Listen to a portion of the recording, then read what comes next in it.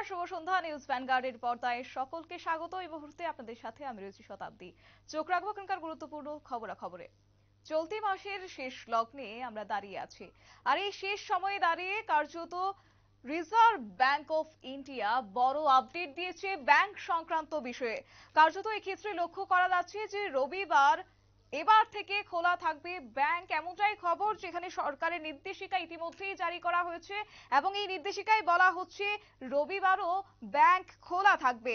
বিজ্ঞাপন দিয়ে ইতিমধ্যেই ব্যাংকগুলিকে খোলা রাখার প্রচার কার্যত করা হচ্ছে সরকারের পক্ষ থেকে। এবং এক্ষেত্রে স্বাভাবিকভাবেই একটা প্রশ্ন থাকে যে হঠাৎ করে এই নির্দেশ কেন দেওয়া হচ্ছে, রবিবার হঠাৎ করে খোলা রাখার সিদ্ধান্ত কেন? এই বিষয় সম্পর্কে একটু জানার চেষ্টা করব। আমাদের সাথে রয়েছে প্রতিনিধি সুপ্রীতি মুখার্জি। সুপ্রীতি, রবিবারও এবার খোলা থাকবে ব্যাংক, কেন হঠাৎ করে এই নির্দেশ দেওয়া হয়েছে সরকারের পক্ষ থেকে, কি বলবে?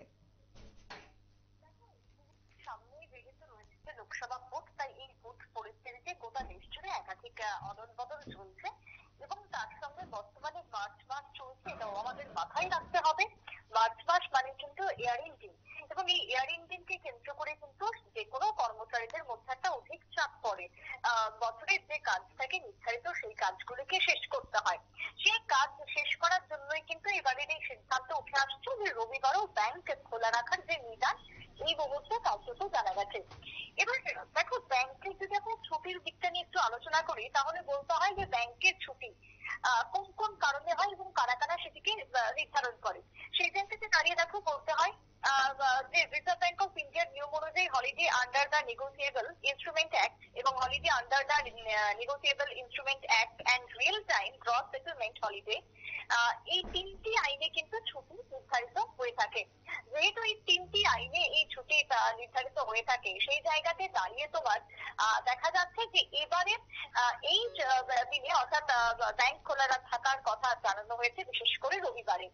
এবার যেহেতু যেটা তোমাকে আমি বলছিলাম যে তোমার যেহেতু এয়ার ইন্ডিং রয়েছে, তাই এয়ার ইন্ডিং কে মাথায় রেখেই কিন্তু এই রবিবারে এবার ব্যাংক খোলা রাখার কথা ভাবনা চিন্তা করা হয়েছে। কারণ যদি আমরা একটু তালিকার দিকে তাকাই, মার্চ মাস এবং এপ্রিল মাস দুটি মাস মিলিয়ে কিন্তু একটা লম্বা ছুটি এই মুহূর্তে পরিলক্ষিত হচ্ছে। এবার আমরা ছুটির কথাই যদি বলি, তোমার দেখো 22 থেকে 31 মার্চ, আজকে হচ্ছে তোমার 21 তারিখ, 22 থেকে 31 মার্চের মধ্যে 8 দিন ব্যাংক বন্ধ থাকবে। সেই জায়গাতে ব্যাংকের যে জরুরি কাজকর্মগুলি রয়েছে, স্বাভাবিকভাবে নির্বাচনের আগ মুহূর্তে একটা অধিক চাপ পড়ে, সেই কাজগুলো জমা পড়ে যাবে। অন্যদিকে এপ্রিল মাসে একেবারে ভরপুর ভোট সিজন, প্রথম দফার ভোট শুরু হয়ে যাবে, চাপ অধিক পরিমাণে পড়তে চলেছে।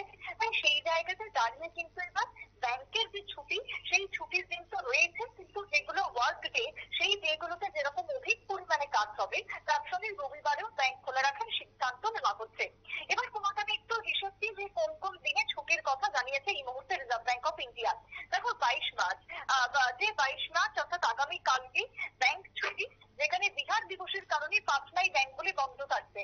23 মার্চের কথা যদি বলি, চতুর্থ শনিবার, যেটা প্রত্যেকটা সরকারি চাকরির ক্ষেত্রে একটা পরিলক্ষিত যে ফোর্থ স্যাটারডে বন্ধ থাকে। যদি 24 মার্চের কথা বলি, সাপ্তাহিক ছুটি, রবিবার, সেই কারণে ব্যাংক বন্ধ থাকবে। 25 মার্চ হোলি, গোটা দেশ জুড়ে ব্যাংক বন্ধ থাকবে। 26শে মার্চ হোলির জন্য ভোপাল এবং পাটনা, তার সঙ্গে ইয়াওতাং দিবস উপলক্ষে মিনফলে ব্যাংক বন্ধ থাকার কথা এই মুহূর্তে উঠে আসছে। 27 মার্চের কথা যদি বলি, হোলির কারণে এবার পাটনাই বন্ধ থাকবে। 29 মার্চ গুড ফ্রাইডে। 31 মার্চ আবারও রবিবার। অন্যদিকে যদি এপ্রিলের দিকে আমরা তাকাই, তোমার 1 এপ্রিল অ্যাকাউন্ট বন্ধের দিন হিসেবে অনেকের রাজ্যেই বন্ধ থাকে ব্যাংক। 5 এপ্রিলের কথাও যদি বলি, সেদিনও দাঁড়িয়ে তোমার ব্যাংকের ছুটির তালিকা কিন্তু জানানো হচ্ছে। 7 এপ্রিল সাপ্তাহিক ছুটি রবিবার। 9 এপ্রিল সেক্ষেত্রেও তোমার বিভিন্ন এই দিন থেকে পালন করা হবে, কোথাও তেলেগুতে, কোথাও উগাদি দিবস হিসাবে। তাই প্রথম নবরাত্রি উপলক্ষে ব্যাংক বন্ধ থাকার কথা জানানো হয়েছে। 10 এপ্রিল ঈদ উল ফিতর উপলক্ষে বন্ধ থাকবে ব্যাংক। 11 তারিখ সেখানেও বহু রাজ্যে বন্ধ থাকবে ঈদ উল ফিতরে। 13 এপ্রিল সেখানেও বিভিন্ন ক্ষেত্রে নববর্ষ পালন শুরু হয়ে যাবে। 13, 14, 15 পরপর বন্ধ থাকবে। 17 এপ্রিলের কথা যদি বলি, রামনবমীর জন্য বন্ধ। 20 এপ্রিল গড়িয়া পুজো, যেটা আমাদের রাজ্যে সুপ্রীতি একটি বিষয় জানতে চাইবো সুপ্রীতি একটি বিষয় জানতে চাইবো, যেখানে বলা হচ্ছে সরকারের নির্দেশ নিয়ম মোতাবেক যে রবিবার ব্যাংক খোলা রাখার নির্দেশ, তো সেই জায়গায় দাঁড়িয়ে কি শুধুমাত্র ব্যাংক কর্তৃপক্ষের কাজের সুবিধার্থে কি এই ঘোষণা, নাকি এক্ষেত্রে যারা গ্রাহকরা রয়েছেন তারা লেনদেন করতে পারবেন, কি রয়েছে বিস্তারিত? দেখুন, যেহেতু মার্চ মাস শেষ হয়ে যাচ্ছে, অর্থাৎ বছর বাংলা ক্যালেন্ডার অনুযায়ী শেষ হয়ে যাবে, এপ্রিলে নতুনভাবে সংক্রান্তির দিনকে সেই জায়গায় একটা বিরাট বড় কাজ কিন্তু পেন্ডিং থাকছে। সেই কাজগুলিকে সারতে হবে। ইয়ার এন্ডিং এর সময় একটা চাপ পড়ে প্রতিটা কাজের ক্ষেত্রে, সেটা প্রাইভেট অর্থাৎ বেসরকারি হোক সরকারি হোক। সেই জায়গাতে দাঁড়িয়ে তোমার সামনে রয়েছে ভোটের ক্ষেত্রেও কিন্তু একাধিক দায়িত্ব রয়েছে। একাধিক হিসাব নিকেশের কিন্তু ইতিমধ্যে নির্বাচন কমিশন চেয়ে পাঠিয়েছে, যেটার জন্য নির্দিষ্ট সময়সীমা বেঁধে দেওয়া হয়েছে।